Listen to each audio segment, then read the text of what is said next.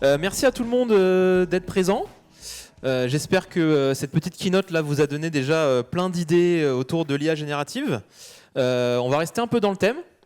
On va rester un peu dans ce thème là ce matin, autour notamment de l'adoption de l'IA, de comment est-ce que tout ça a pu été fait côté UTech notamment. Et du coup pour ça on accueille Quentin Michino, qui est développeur chez UTech, et Julien Landuré, donc, qui s'est déjà présenté tout à l'heure, mais qui est finalement l'homme sans qui tout ça n'aurait pas été possible. Donc je vous invite à faire un tonnerre d'applaudissements aux deux pour leur conférence sur l'adoption de GitHub Copilot. Bonjour à toutes et à tous, merci d'être là. Ça fait plaisir du coup de pouvoir jouer cette conférence ensemble avec Quentin. On l'a déjà joué, mais on est vraiment très content d'être présent ici à TechReady. Bonjour à tous. Alors, pour commencer, bref présentation de l'entreprise. Donc, je travaille chez UTech. UTech, c'est la DSI de la coopérative U. Donc, notre métier, ça va être de gérer toute la partie informatique, que ce soit pour les magasins, avec les points de vente, aussi la coopérative, pour tout ce qui va être gestion des magasins également, et la partie logistique, avec les entrepôts. Quelques chiffres, on est 650 collaborateurs en interne, on a 350 prestataires, donc un total de 1000 personnes. On a 67 métiers différents. Et on a 71 équipes qui vont être réparties en 3 sous-équipes, les équipes produits, les équipes services et les équipes plateformes. Donc je m'appelle Quentin Michino, vous l'avez compris, je travaille chez UTech. Je suis développeur dans l'équipe architecture logicielle et je suis super content de faire ce talk avec Julien. Et donc moi, Julien Landuré, je suis cofondateur et CTO d'une société qui s'appelle TechTown. Et voilà, on vous a présenté UTech pour vous représenter un petit peu aussi la taille de l'entreprise, pour vous indiquer un petit peu comment on a pu aider à la transfo de ce côté-là.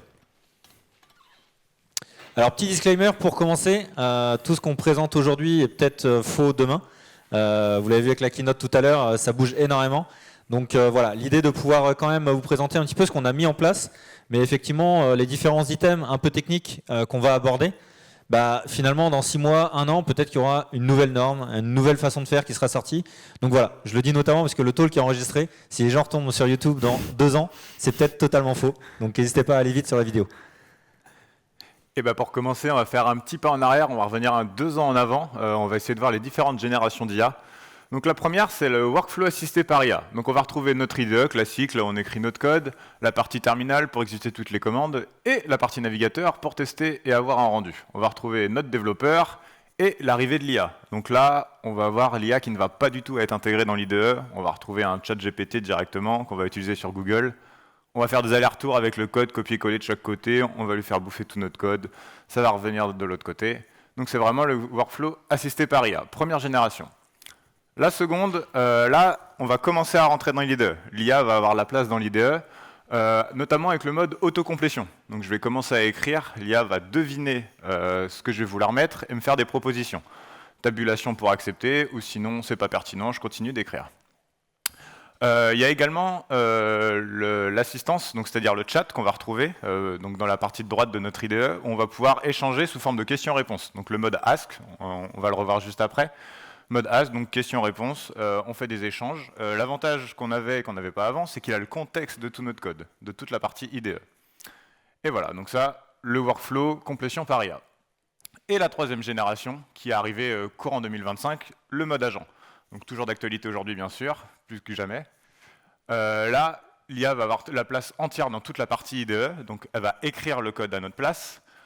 Elle va pouvoir exécuter des commandes dans le terminal, donc elle va avoir accès à cette partie-là, et également tester dans le navigateur. Donc du coup, finalement, l'interaction va être un petit peu moindre entre le développeur et son IDE, entre guillemets, entre la partie code. C'est vraiment on va passer par le prompt pour tout déléguer à la partie IA. Et c'est donc le workflow piloté par IA. Ça nous amène à en fait un petit panorama des acteurs du marché aujourd'hui. Et donc je vais vous demander vite fait de lever la main si vous l'utilisez au quotidien. Qui utilise Copilot? GitHub Copilot, ok, pas mal de mains levées. Qui utilise Cursor? Ouais, 3 mains levées. Qui utilise Claude Code? Ouais, donc là il y a concurrence avec Copilot. Qui utilise Kiro d'AWS? Ok, et qui utilise Antigravity de Google? Ok. Donc ce qui est intéressant de voir, c'est qu'on a quand même des cloud providers maintenant qui commencent à développer leurs propres outils, notamment Kiro, où ils essayent de masquer vraiment toute la marque AWS derrière. Et puis Antigravity qui a été mis à jour en version 2.0 le mois dernier avec le Google I.O. En fait, aujourd'hui, on voit qu'il y a un gros panorama d'acteurs. Je n'ai pas cité non plus Codex qui revient voilà, dans les tendances du marché. Mais l'idée là du talk, c'est vraiment de se concentrer sur Copilot. Donc, on va commencer par une petite démo que Quentin va vous présenter, où on va juste jouer voilà, un mode plan et agent. Donc, je me retrouve dans mon IDE préféré, VS Code. Là, j'ai un petit repo qui est vide avec quelques fichiers de contexte. Je vais retrouver la partie terminale tout en bas et le plugin GitHub Copilot dans mon VS Code. Donc là, j'avais déjà quelques sessions. J'avais déjà des choses décrites. Là, ce qu'on va vouloir faire, on va nous lui demander de générer une application de géométrie. Alors, cette application est très complexe. Ça va nous permettre de sélectionner une figure et ça va nous calculer l'aire et le périmètre. Donc, j'ai mon prompt que j'ai déjà préparé. Crée-moi une application me permettant de calculer l'aire et le périmètre de certaines figures géométriques sur le thème de l'événement TechReady de la Cité des Congrès. Inspire-toi du site, donc je lui donne le site pour qu'il me fasse la même typo, que ça soit quand même bien ressemblant. Ce que je pourrais faire là, c'est directement lancer en mode agent. Donc je vois les différents modes ici. Faites pas attention au GSD. Le mode agent ici, le mode ASC qu'on parlait tout à l'heure, mais moi, je préférais faire du plan. Le mode agent, il va partir directement bille en tête par rapport au prompt que je lui ai mis. Vous avez vu, j'ai fait exprès de ne pas être très clair. Je lui ai dit quelques figures, enfin des figures. Je ne vais pas préciser laquelle je voulais. Je ne voulais pas préciser un peu plus sur l'application. Donc c'est à ça que le mode plan va servir. Les LLM, j'en ai différents à m'apporter.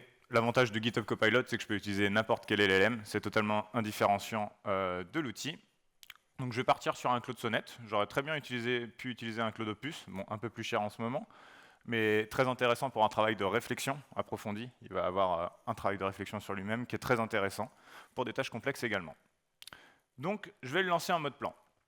L'avantage du mode plan, hop, je le lance ici, c'est qu'il va avoir le travail de réflexion, comme je viens de vous le dire, et il va s'assurer que j'ai bien compris, qu'on est bien d'accord et qu'on veut tous les deux la même chose.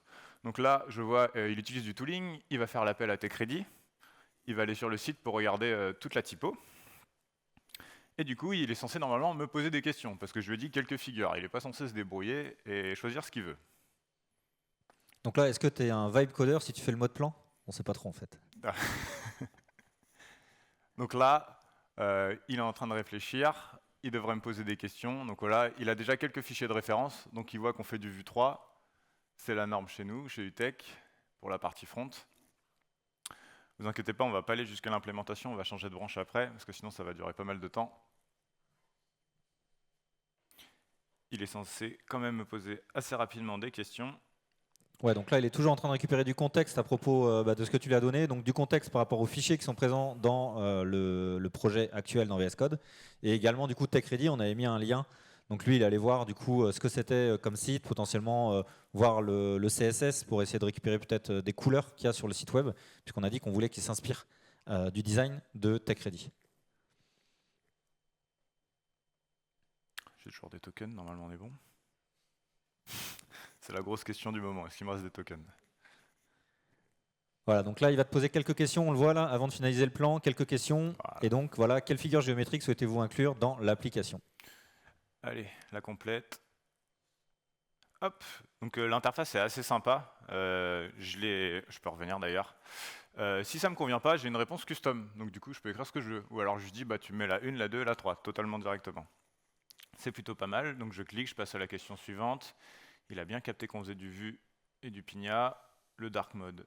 Allez, on est parti en dark tech. Et voilà, donc du coup là, on s'assure que j'ai bien répondu aux questions, qu'on est d'accord, qu'on veut bien la même chose. Et à la suite de ça, il va me proposer un plan. Donc ce plan, pareil, je vais être soumis à relecture, je vais me dire, ok, je peux le valider, commence l'implémentation, ou alors je ne suis pas encore tout à fait d'accord avec le plan. Pour X raisons, je vais vouloir échanger la phase 1 et la phase 2. Donc je vais pouvoir ouvrir ce plan en fichier Markdown, donc l'ouvrir directement dans mon VS Code, et le retravailler à la main. Ou encore, troisième option, rechatter avec lui pour modifier le plan. Donc, ce qui est intéressant avec le fait de pouvoir sauvegarder le mode plan du coup en Markdown, c'est potentiellement aussi le partager au reste de l'équipe. Potentiellement, notre feature ne va pas être terminée tout de suite, donc il y a l'idée potentiellement d'indiquer dans les tâches qui ont été effectuées directement dans le Markdown et peut-être le reprendre le lendemain ou la semaine suivante ou pouvoir reprendre le travail d'un collègue qui est parti en vacances. Donc même si on travaille avec l'IA, l'idée de pouvoir vraiment travailler collectivement avec l'IA.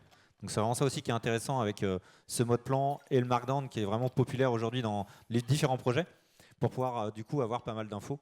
On verra qu'il y a d'autres standards aussi qui se basent beaucoup sur le Markdown. Donc à la suite de ça, il devrait quand même me proposer un plan à un moment.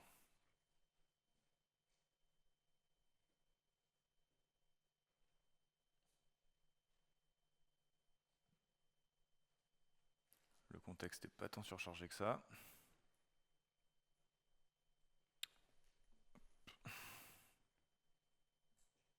Donc c'est ça aussi hein, la difficulté en tant que développeur maintenant. Alexandre en parlait tout à l'heure, c'est là je suis obligé d'attendre, donc je regarde un petit peu, sachant que là il ne fait pas encore d'implémentation de code, donc normalement je peux aller regarder, commencer à checker, faire une revue de code. Et là je suis obligé d'attendre, donc je prends mon tel, je regarde, il peut avoir fini. Ça fait 5 minutes qu'il a fini, je suis toujours sur mon tel et je me dis ah ok, j'aurais pu regarder avant quand même, donc j'ai quand même un peu perdu de temps. Voilà, j'ai toutes les informations nécessaires, voici le plan. N'hésite pas à le sortir.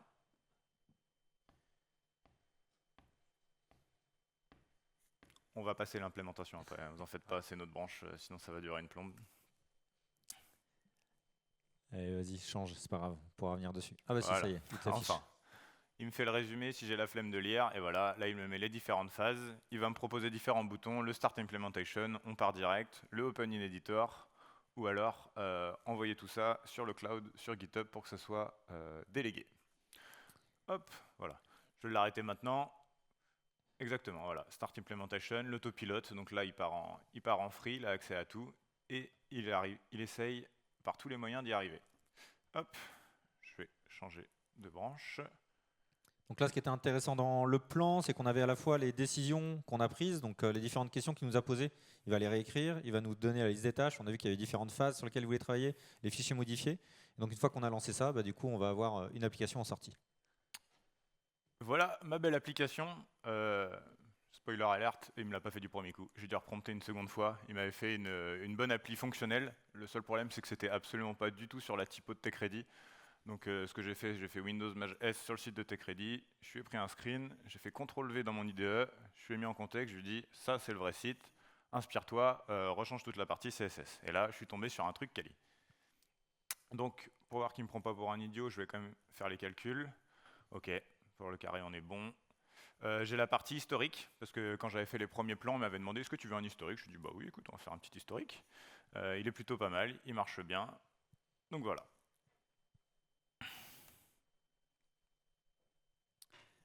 Donc là, l'idée, c'est de revenir un petit peu à la démarche d'entreprise. On voit ce genre d'outils qui apparaissent dans l'écosystème. Et donc, côté UTech, ils ont commencé par un programme bêta. L'idée d'ouvrir en fait à 40, 50, 60 licences et de voir un petit peu ce que les gens allaient en faire. Donc ça, c'est une première phase de 6 mois.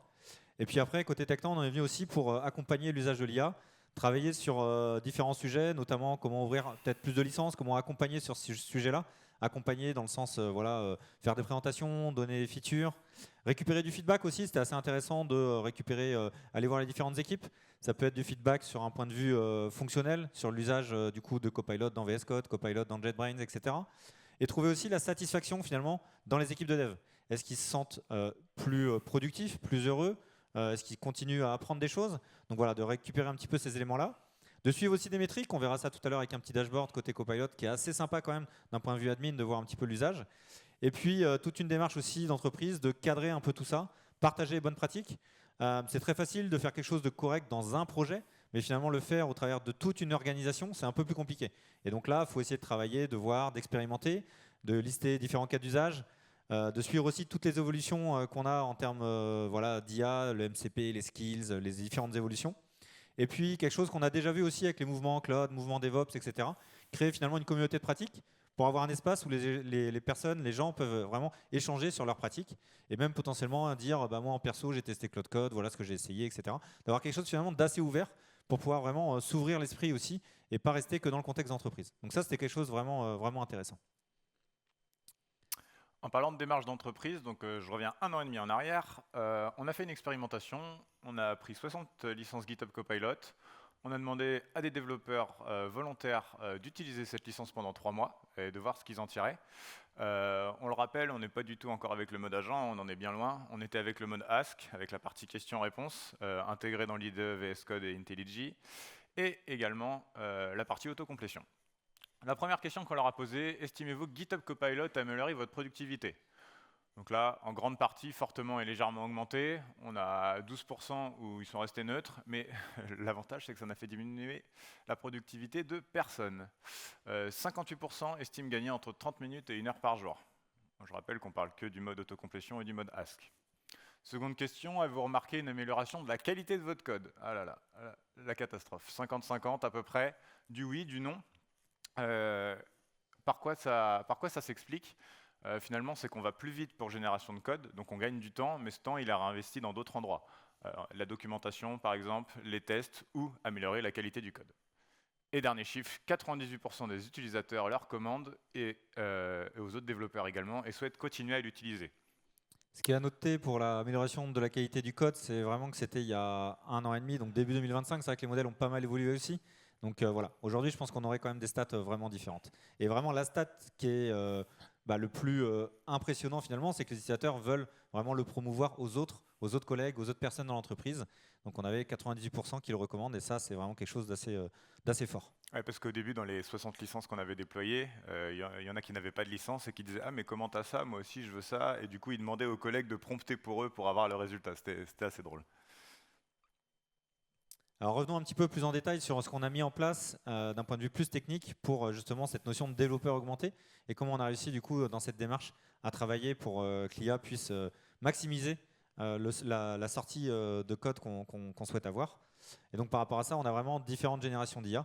On a déjà parlé du mode Ask et autocomplétion, mais on a aussi l'apparition des agents qui sont arrivés. Exactement, donc les agents, deux parties, agents synchrones et asynchrones. Donc le synchrone, celui qu'on connaît souvent le plus, on va se retrouver sur notre IDE, VS Code ou IntelliJ, mais également avec du CLI. Avec Copilot CLI, c'est également possible.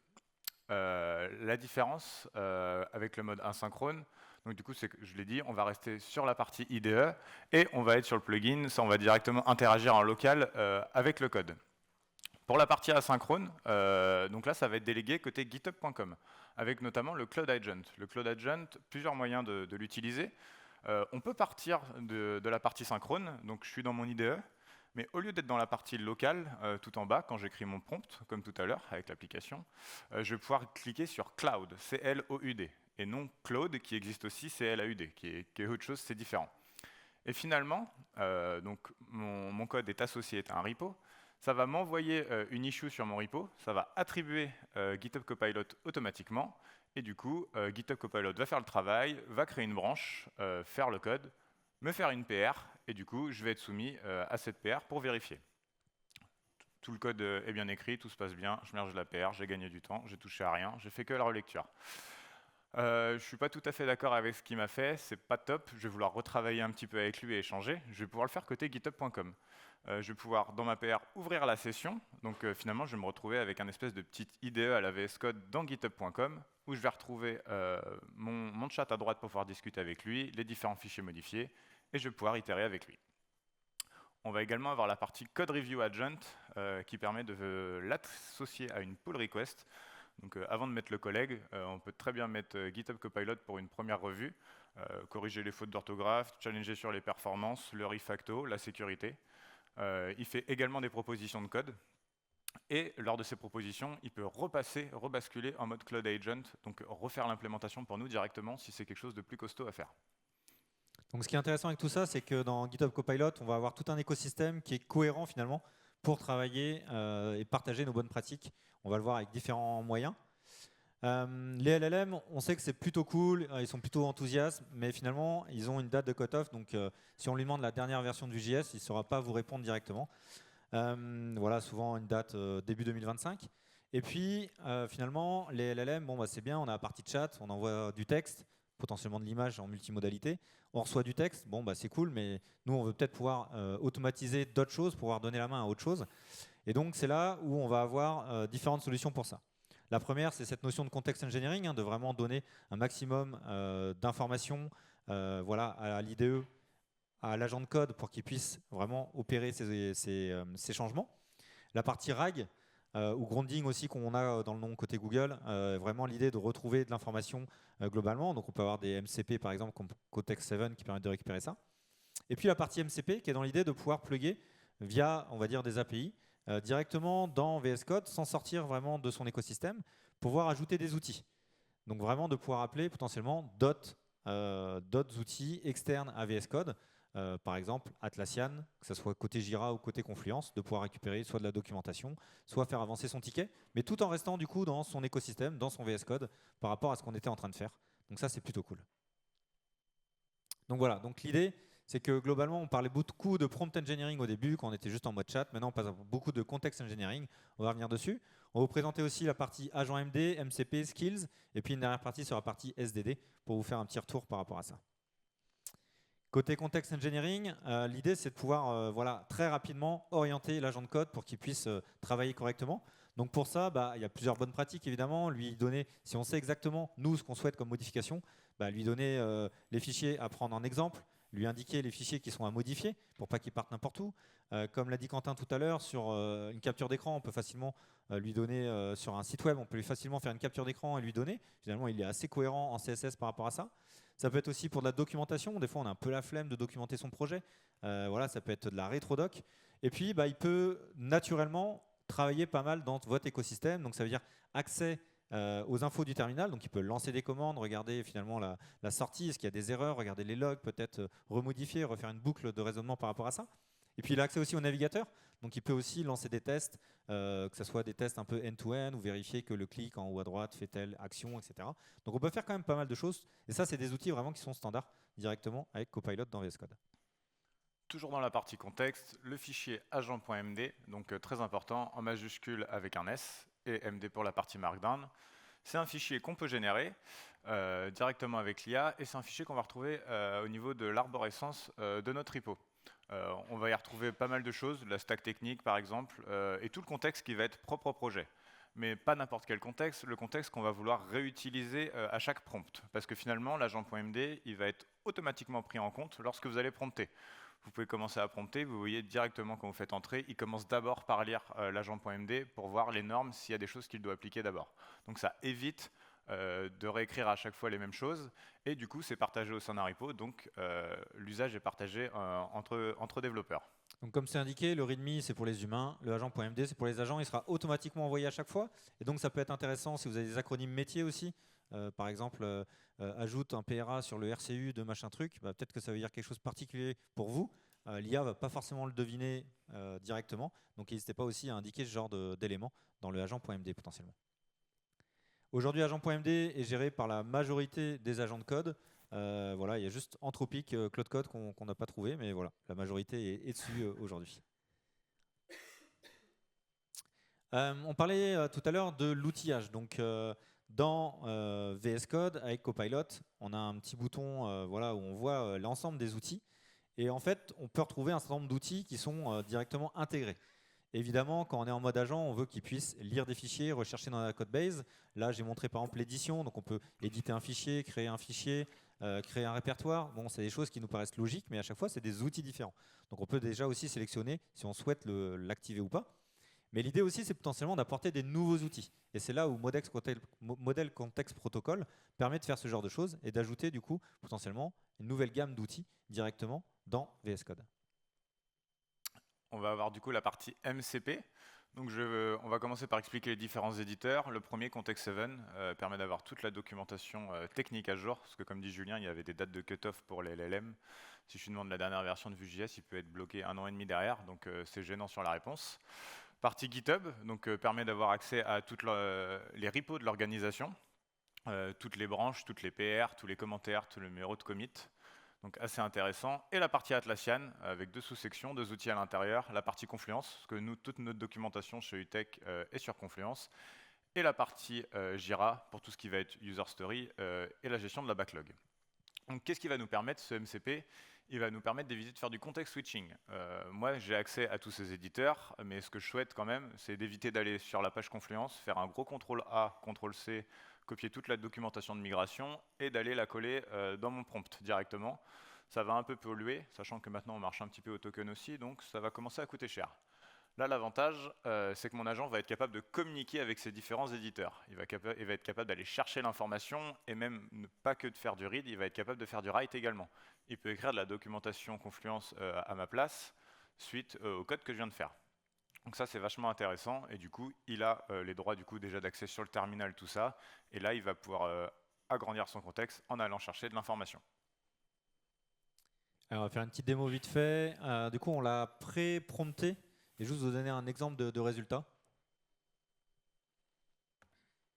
Elle était partie. Hop, donc voilà le prompt que j'ai fait. Qu'est-ce que l'application Netflix dans l'espace architecture logicielle de Confluence? Donc là, je lui apporte quand même quelques informations. Je sais que c'est dans Confluence, je sais dans quel espace c'est. Ça va lui éviter de poncer tout le Confluence. Je lui demande ce que c'est l'application Netflix. Donc là, je lui ai pas dit faire un appel MCP, chose importante. Il s'est dit, ok, donc il faut que j'aille chercher de l'information en Confluence. J'ai un serveur MCP qui existe, ok. Donc là, ça m'assure qu'il a bien fait la recherche. Il me dit OK, j'ai bien trouvé la page, et il me rend la réponse. Du coup, dans l'espace architecture logicielle, qu'est-ce que c'est? C'est un démonstrateur des architectures logicielles, soit que les bonnes pratiques. Il va me mettre même la stack technique, microservices Java Spring Boot, système expérience, de la Cloud Function en Python et un front en Vue.js. Voilà. Je l'ai mis en auto volontairement, donc il m'a pris du GPT Codex, ça m'a pas coûté très cher, 8,4 crédits. Si j'utilise un LLM un peu plus puissant, je prends un Claude Sonnet, il va me rendre un peu plus d'informations.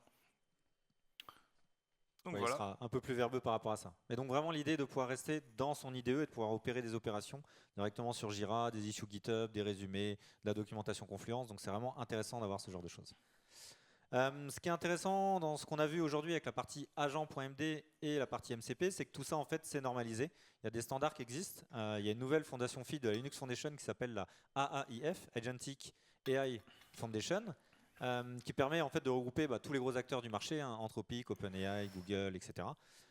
Pour essayer de définir des standards. Et donc, de la même manière qu'on a eu des beaux projets open source comme Kubernetes, Prometheus, aujourd'hui, on risque d'avoir aussi de beaux projets et de beaux standards dans cette fondation-là, avec, on va dire, une gouvernance open source saine, avec plusieurs éditeurs derrière les normes, l'acceptation de contributions externes, etc., etc. Donc, c'est vraiment plutôt cool et c'est une bonne nouvelle globalement si vous voulez miser sur l'avenir aussi. Au-delà des outils, c'est pas mal d'avoir ce genre de standards qui apparaissent. Alex, on avait parlé pas mal aussi dans la keynote d'intro. Il y a une nouveauté qui est arrivée côté Anthropic, c'était en octobre-novembre. Quasi tout le monde l'a adopté très rapidement. Côté Copilot, c'était adopté en moins d'un mois. C'est la notion de skill. Skill, l'idée vraiment de pouvoir ajouter une compétence, une capacité à la demande sur notre agent de code. Donc ça va indiquer un nom de la skill, une description. Et par rapport à cette description, l'agent de code va pouvoir choisir oui ou non, j'utilise cette skill pour opérer. Donc on va pouvoir indiquer plus de contexte, des choses vraiment spécifiques, donner des assets, donner plus de références, donner des exemples. Et donc ça va permettre vraiment d'avoir quelque chose de cohérent sans forcément polluer tout le temps notre fenêtre de contexte et avoir quelque chose un peu à la demande. Donc ça, c'est vraiment cool. Les skills, super puissants, mais c'est mieux quand même quand c'est partagé entre développeurs. Donc on a créé un repo qui s'appelle IA Instruction. On pourra le renommer d'ailleurs. Et on va y regrouper tous les différents skills qu'on a pu créer et que les développeurs vont pouvoir utiliser. Donc comment ça s'organise en termes d'arborescence? On va retrouver le haut niveau qui va être les plugins, donc qui vont contenir l'intégralité des différentes skills. Chez nous, ça va être classé en stack technique, le plugin UTech Front Mobile, Front Web UJS, à descendre jusqu'au Java Spring Boot. Et à l'intérieur, dans la partie Java Spring Boot de notre plugin, on va retrouver nos différentes skills. Donc là, on a création de tests unitaires, de la documentation OpenAPI. Et le but, c'est de mettre pas mal de skills et de les tester, et de les faire mûrir, et de les changer si jamais elles ne vont pas. Voilà, c'est de les améliorer au fur et à mesure du temps. Donc là, c'est vraiment une première étape, on va le voir après derrière, mais du coup, on a des skills et de voir un petit peu comment on peut travailler pour pouvoir les partager. Un autre point aussi qui était dans les use cases, c'était, on a une stack technique qui est précise, on a une idée côté projet, côté métier de ce qu'on veut faire. Comment on fait pour générer du code? Ok, donc on a vu qu'il y a un mode plan qui existe en natif, qui nous liste pas mal de choses, mais ça, c'est très bien pour une feature donnée ou un bug. Mais quand on veut générer un projet de A à Z conséquent, comment on fait? C'est là où il y a la notion de Spec Driven Development qui s'est un petit peu généralisée. On a eu GitHub qui a sorti SpecKit, il y a OpenSpec, il y a BIMAD, il y a du coup AI Driven Dev. Et il y en a un autre aussi qu'on a utilisé côté UTech qui s'appelle GSD, Get Action Done, qui vraiment est assez intéressant, on l'a trouvé intéressant. Ça commence d'abord par un début de projet où on va vraiment avoir une phase de description, de recherche. On va décrire vraiment tous les requirements. Ça va nous décrire une roadmap, un peu comme si en agilité, on définissait différentes itérations finalement dans notre projet. On va indiquer une deadline, on va travailler avec lui. Donc vraiment toute une phase de recherche sur le projet. Une fois que c'est fait, on va définir différentes phases. Et sur chacune des phases, on va avoir vraiment une phase d'abord de discussion. Donc on va rentrer en deep dive, en profondeur, sur les fonctionnalités qu'on veut dans cette phase-là. On va avoir une partie optionnelle qui est plus sur la partie UI. Bon, si on fait un back-end, peut-être qu'on la zappe. Mais l'idée vraiment de détailler spécifiquement en termes de design system, de comportement, d'UX qu'on souhaite avoir. Une partie plane où là, on va avoir vraiment chacune des éléments qu'on souhaite modifier. Une partie exécution où là, il va reprendre ce qu'on a défini dans le plan. Et s'il y a des choses qui sont faites, qui sont parallélisables, il va aussi les paralléliser. Donc ça, c'est plutôt cool. Une partie vérification, où là, on va avoir évidemment, on va dire, la validation de notre code. Donc ça peut être une partie linter, build, une partie test unitaire, test d'intégration. Mais ça peut être aussi des tests manuels. Typiquement, on était surpris, il nous disait, bah voilà, connecte-toi en admin, va en haut à droite, vérifie que ce champ-là, tu peux l'éditer, alors qu'un utilisateur normal ne peut pas l'éditer, ce genre de choses. Donc c'était quand même assez poussé. Et donc on peut comme ça travailler, itérer. Une fois que l'ensemble des vérifications sont effectuées, on a deux choix. Soit globalement on est content de l'appli, on ship, soit avec GSD aussi on peut créer des sous-parties, des sous-phases et repartir donc durant un cycle de discussion parce qu'on n'est pas content du résultat. Donc voilà, vraiment quelque chose d'assez cohérent avec cette notion de SDD qui arrive de plus en plus. Donc ça nous a permis comme ça de faire de la migration depuis PHP vers du Java Vue.js et aussi travailler sur des nouvelles applis comme ça. Ouais, c'est ça, pour compléter Julien, il n'y a pas que le new project, on peut repartir aussi d'un projet existant où il va d'abord faire une première analyse de la code base et après on va reprendre le schéma classique, on va itérer avec lui et échanger. Parlons maintenant un petit peu d'accompagnement, ce qu'on a effectué finalement pour essayer d'adopter un peu plus ces use cases liés à l'IA. Comme on l'a dit tout à l'heure, on croit beaucoup aussi dans l'idée d'une communauté de pratique, d'avoir un espace de partage, d'expérimentation. Donc vraiment d'avoir une communauté qui régulièrement partage ses pratiques. Donc là en l'occurrence c'est un Google Chat. Il y a toute une partie aussi sur la partie veille, documentation sur les outils. Là je vous ai mis un exemple des différentes features qui sont sorties côté Copilot depuis le début de l'année. Donc il y en a 180. Il y a eu 80 nouveaux éléments, donc ça peut être des nouveaux boutons, des nouvelles façons de faire. Il y en a 18 qui ont disparu, donc il y avait des trucs qu'on avait dans l'IHM qu'on n'a peut-être plus. Bon bref, il faut quand même surveiller un peu tout ça. Et puis en termes d'accompagnement, c'est de travailler sur l'utilisation du MCP. Quel MCP on met pour qui, pour faire quoi, l'utilisation des skills, qu'est-ce qu'on met en commun, comment on peut les distribuer, et puis voir comment on peut mesurer l'adoption. Donc, acculturation et adoption, deux choses distinctes. La première, 102, c'est le nombre de personnes qu'on a initiées à GitHub Copilot avec un petit code lab. Donc, on proposait un code lab avec Julien en interne. Le but, c'était de revoir les différentes fonctionnalités de GitHub Copilot pour ceux qui connaissaient un petit peu moins et qui l'avaient un peu moins prise en main. Et du coup, c'était de faire une petite application, la même qu'on a vue tout à l'heure, hein, sur les calculs de figures géométriques, en vibe coding, et venir pimper un petit peu l'application, tout ça en 1 heure. Et 198, c'est le nombre de personnes qu'on a rencontrées. Donc avec Julien et Seb, on a rencontré tous les développeurs et les DevOps de la boîte. On est encore en cours d'ailleurs. Donc que ce soit les différentes équipes, produits, métiers ou plateformes. Et le but, c'est d'échanger avec eux du coup sur toute cette partie-là, voir leur niveau de maturité, leur usage de l'IA, voir s'ils sont réfractaires, discuter, oui ou non, pourquoi, et du coup les acculturer s'ils en ont besoin là-dessus. Ce qui est intéressant avec ces stats, c'est qu'au début, quand on a proposé les codes labs, on avait des gens qui étaient hyper enthousiastes à l'IA, qui sont directement inscrits. Et puis finalement, à faire les rencontres aussi utilisateurs, on s'est rendu compte qu'il y a des personnes qui étaient un peu de côté, ils ne savaient pas trop. Et finalement, à leur présenter ce qu'on pouvait faire, le mode plan, l'implémentation, les différents use cases, ils étaient ah ouais, carrément, et hop, ils s'inscrivaient au code lab. Donc c'est plutôt cool, ça veut dire que ça marche. Il y avait pas mal de gens aussi, de devs, qui avaient la tête dans le guidon, qui étaient dans leur propre dev, qui n'avaient pas trop eu le temps d'explorer toutes ces parties IA, qui en étaient un peu loin. Ils avaient une licence, parce que la première chose à faire, ça a été déployer des licences à tous les devs de la boîte. Et du coup, ils ont été très contents de ce code lab. Ils ont vu plusieurs fonctionnalités en 1 heure, et ils n'ont plus qu'à utiliser derrière et s'en servir.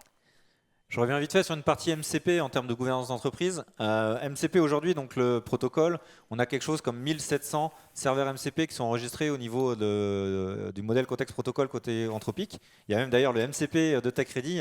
Qui l'a essayé? Bon, moi je l'ai essayé. Mais voilà, tout ça pour dire qu'on peut avoir beaucoup d'infos avec du MCP. Et en fait, côté GitHub, il y a un github.com/MCP où il y a déjà en fait finalement des serveurs MCP que GitHub a sélectionnés, on va dire, qui on va dire, sont cohérents, vérifiés. Souvent, on appelle directement l'éditeur qui est derrière. Typiquement, je sais pas moi, un Atlassian, un GitHub, on appelle vraiment l'éditeur avec son compte, etc. en termes d'autante. Donc plutôt cool, mais il y en a quand même beaucoup aussi. Et donc l'idée, c'est de se dire, qu'est-ce qu'on pourrait faire pour améliorer ça? Et en fait, on s'est créé notre propre registry interne. L'idée, Alors ça ressemble énormément, mais l'idée du coup de se dire, on va vraiment avoir une liste des serveurs MCP qu'on autorise. Voilà, pour pas forcément aussi avoir de la divulgation de code, de documentation, parce qu'on ne sait pas trop finalement quand il y a des appels MCP, ce que ça peut faire, les outils, ce qui communique, etc. Donc l'idée aussi d'avoir quelque chose de cohérent par rapport à ça. Et donc l'idée de vérifier que voilà, c'est bien des remote serveurs MCP, qui utilisent bien du host 2. Si c'est un Docker qui tourne en local, bah, on a hébergé le code chez nous, on le repackage de notre côté, on a checké les vulnérabilités possibles. Voilà, de vraiment tout vérifier comme ça pour être sûr qu'il n'y a pas de la divulgation de code qui part un peu n'importe où. Donc voilà, c'était quand même un gros travail, mais c'est hyper intéressant. La dernière partie, c'est le fait de se dire, et on va mettre la démo juste après avec Quentin, c'est qu'on avait du coup un repo de skills, donc c'est plutôt cool, mais finalement d'un projet à l'autre, on va pas s'amuser à copier-coller ces skills dans chacun des repos, comment on les met à jour, etc. C'est pas ouf. Et donc pareil, côté Anthropic, ils sont assez forts, ils ont créé la notion de plugin marketplace. Il y a pas mal de monde aussi qui l'ont adopté. Et l'idée du coup de pouvoir avoir une interface cohérente pour pouvoir aller chercher des skills et les installer automatiquement sur son poste. Donc ça c'est plutôt cool. Et on va le voir juste avec cette démo. Hop. Juste avant, je vous remonte la partie MCP. Donc là, c'est les différents serveurs MCP qui sont installés en local chez moi. Si je fais la commande @mcp ici, je vois toute la liste des serveurs disponibles, donc qui va faire appel tout simplement à la registrie. On a Figma et 08 en ce moment en phase de test, donc je ne les ai pas installés, c'est pour ça qu'ils apparaissent. Et si je fais la partie Adjunct Plugin, je vais avoir accès aux différents plugins auxquels ma marketplace est abonnée. Donc là, je vais retrouver toute la partie UTech avec le UTech Front, UTech Java Spring Boot également, qui sont déjà installés. Mais ce n'est pas la seule interface. Si je vais sur la petite roue crantée ici, je vais pouvoir voir tous les différents plugins qui existent et que j'ai installés. Donc là, c'est les Enable Locally. Moi, ce qui m'intéresse, c'est un peu plus les skills. Donc ici, je sais que tout à l'heure, j'avais la création de tests unitaires et c'était dans la partie UTech Java Spring Boot. Donc là, si je commence à faire UTech, j'ai déjà tous ceux d'UTech qui s'affichent et Java Spring Boot, ça va filtrer encore un peu mieux derrière. Et du coup, je vais retrouver celui avec la création de tests unitaires. Julien l'a expliqué tout à l'heure, les skills, comment ils vont marcher. Soit c'est un petit peu comme la partie MCP tout à l'heure, en fonction de ce que je lui dis, il va se dire « Ah oui, ok, il veut quand même faire des tests unitaires, mais je crois qu'il y a un skill qui existe là-dessus, et il va automatiquement aller le chercher. » Donc ça, c'est plutôt pas mal. Ou alors, je lui dis directement « Allez, je l'utilise. » Donc toujours pareil, le nom du plugin, UTech, hop, on est dans la partie Java, et je vais retrouver mon skill ici, création de tests unitaires, que je vais pouvoir directement lancer.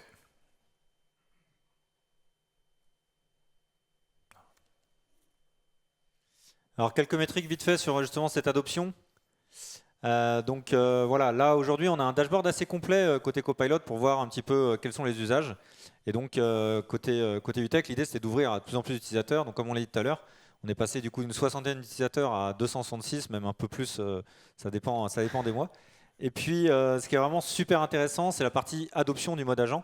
On a commencé les Code Labs, on était environ à 30%. Et là, vraiment, on voit les gens qui utilisent le mode agent, et c'est vraiment d'être plus productif, de vraiment laisser l'IA coder finalement, créer des fichiers, éditer, travailler. Et donc là, maintenant, on est à plus de 82% du coup là-dessus, donc c'est vraiment cool. Et il y a peut-être des gens aussi qui l'avaient testé au tout début, mais qui n'étaient pas satisfaits. LLM ne faisait pas encore des assez bonnes réponses et n'était pas assez pertinent. Et on leur redit aujourd'hui, bah, retester, parce que franchement, ça a bien changé, ça évolue très vite. Et du coup, ouais, on a des bons retours, et d'où l'augmentation de l'adoption de l'agent. Un truc aussi qu'on a vu apparaître, c'est une partie un peu FinOps liée à ça. FinOps, de la tarification, mais finalement FinOps un petit peu aussi des tokens. De voir un petit peu, voilà, il y a certains éditeurs qui ont changé de pricing, de voir un petit peu cette économie de tokens. Donc il y a pas mal de discussions, comment on doit prompter, est-ce qu'on doit revoir un petit peu nos skills pour les diminuer peut-être, ou peut-être les MCP, peut-être les activer, les désactiver. Voilà, donc tout ça, essayer de partager sur des bonnes pratiques, et puis potentiellement ajouter des nouveaux outils. Donc, par exemple, RTK, il y a une conférence cet après-midi dessus, si vous ne connaissez pas, voilà, qui permet comme ça d'économiser potentiellement les tokens sur l'output de commande. Donc, vraiment l'idée aussi de regarder un petit peu comment on peut finalement économiser les tokens et de travailler finalement de façon frugale, correcte avec l'IA. Et pour conclure, 3 belles phrases. Vous devez rester le pilote, l'IA le copilote. Donc du coup, c'est bien nous qui sommes responsables du code. C'est à nous de faire la relecture de code de ce côté-là. On n'est pas là pour faire des applications vibe coding où on ne check pas et on met ça en prod. On veut des choses pérennes. Du coup, vous devez être en capacité de valider le code généré. Alex en parlait également tout à l'heure. Ce qu'on va vous demander, c'est votre côté expertise. On va vous demander aussi d'apporter tout le contexte à l'IA pour qu'elle fasse le meilleur résultat possible. Et on pense également aux juniors, s'en servir pour apprendre et ne pas générer sans comprendre. Il y a une conférence qui est donnée en même temps que nous d'ailleurs à ce sujet, qui a l'air hyper intéressante. Comment on s'en sort aujourd'hui en tant que junior? On ne peut pas tout valider le code qui est généré sans le comprendre. Donc il faut s'en servir pour apprendre. Et c'est une chose hyper importante et qui peut nous faire grandir énormément. Et merci. Merci.